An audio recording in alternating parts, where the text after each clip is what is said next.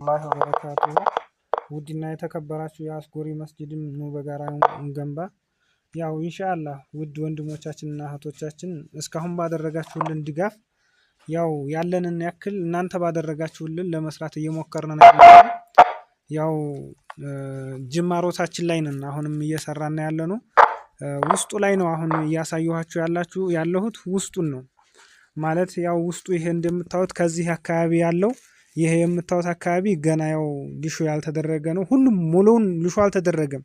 ነገር ግን ያው ይሄንን በግማሽ ሸራ አንጥፈን በሸራው እንዲሁም ደግሞ መስገጃዎችን በመለቃቀም ያው የተሸራዎች ምናምኖችን እየተጠቀም በነዛ ላይ እየሰገድን ነው የምንገኘው እና ይሄ እንደምታዩት ውስጡ ግድግዳው ያው ብዙ ነገር ያው ይቀረዋል እንደምታዩት ማለት ነው። ገና ይሄው በጭቃ እንትን ያለ ነው።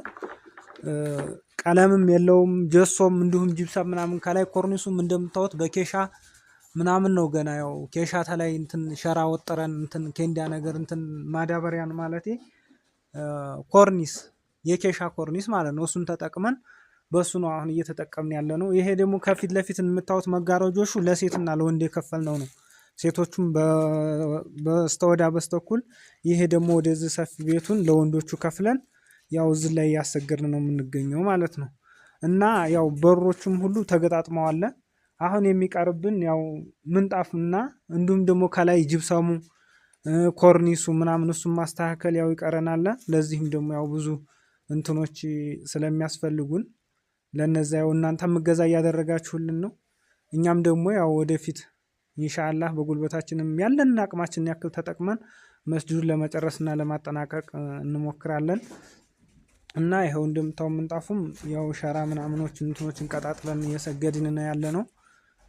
ከላይም ይሄው እንደምታውስ ግድግዳው ሙሉ በሙሉ ገና ብዙ ስራ ይቀረዋል።